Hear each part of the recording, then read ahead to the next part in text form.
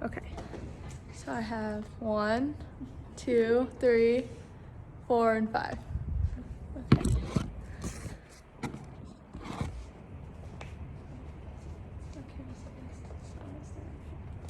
Okay, so today I'm going to be talking about how culture affects communication. And my general purpose is to inform and compare all of the different cultures to you guys. And there's 4 different categories of it. And so basically I've been reading about these cultures, so I've known a lot about them, and I do think it's very interesting how they've all kind of been different. So the first thing I'm going to talk about is collectivism versus individualism. So a culture who values collectivism tends to like group activity. So they like to communicate with others, and they tend to be more outgoing.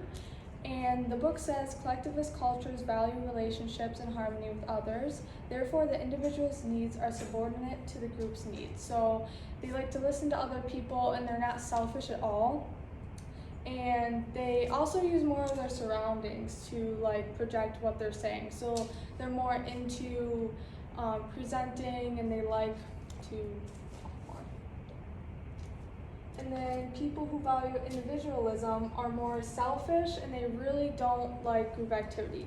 So these kinds of people can be harder to talk to, and they can be more stubborn in the sense of this is what they want, and they're not really going to listen to everybody else. The book says individuals are expected to make their own decisions, take responsibility for their actions, and be self-sufficient. So they really don't have a system either for how they communicate, so they kind of just go their own route, really don't worry about anybody else.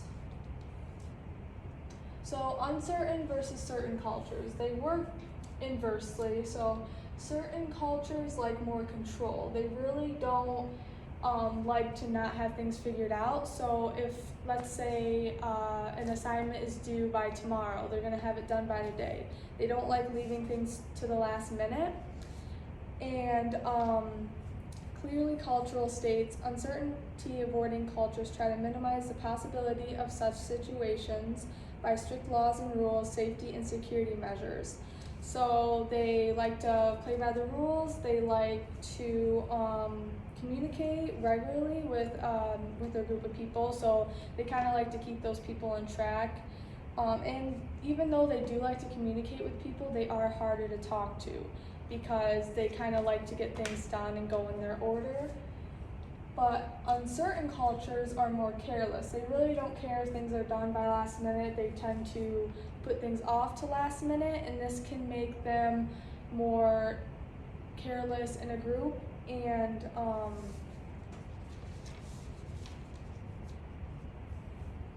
and when you're talking to them, they don't like to create relationships. They're just kind of like, whatever. So when you're talking to them, they can be more standoffish kind of people.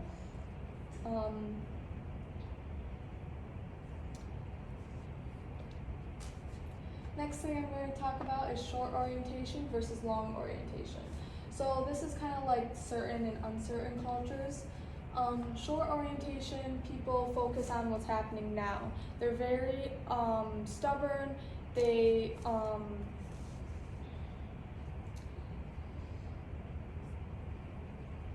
so they're less likely to communicate within a group, and they like to be on their own to figure out what's happening now and figure out what they need to do now. So not what we need to do, what needs to be done in the future, but they really don't like to accept contradicting opinions. So in a group, you could feel more, you don't really feel like you can just say anything. You just feel kind of hunkered down because they're saying whatever they want to say, and whatever they say goes. So long orientation, people focus on the future. So you can communicate with these people better because they're not really worried about getting things done now, and they're just way easier to talk to. So Alexa before at Hope College says, those who tend to follow a long-term orientation lifestyle tend to have more relationships with the people they work with, have a role status in relationships, have adaptability, and persistence. So they do, like I said, they do tend to develop relationships better with the people that they work with, and they accept new ideas. So you feel more obligated to say stuff and say your opinion, so they're a lot easier people to talk to. And then my last one is equality versus inequality. So when you have people who focus on equality in their culture, they communicate equally. These are probably the easiest people to talk to in a group because they like to hear everybody's opinions and they really don't discriminate. Vantage Circle writes, equality in the workplace is making sure people are given equal opportunities, equal pay, and are well accepted for their differences. It is creating an inclusive and conducive work environment where employees feel secure and happy. Equality ensures removing any chances of discrimination in the workplace. So these types of people might even go out of their way to kind of make people feel more included, and they're way easier to talk to because you can talk to them about anything and you won't feel like they're discriminating you.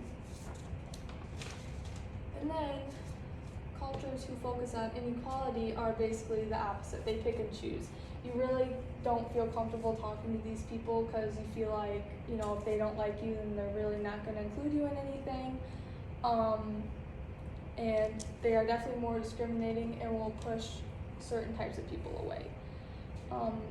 Richard Wilkinson says, inequality pushes us away from the reciprocity towards competitive striving for personal individual advantage, not recognizing the other's needs. So they really won't listen to you and they won't care what you need or what you want. So they're very hard to talk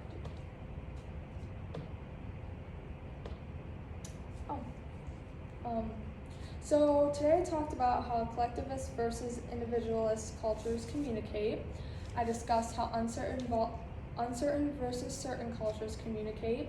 I discussed the difference between long and short-term orientation cultures, and I discussed how equality cultures and inequality cultures affect how people communicate. So it is very important to learn how culture affects communication. Throughout your life, you can use this information when communicating with others from different cultures, and it will help communications flow.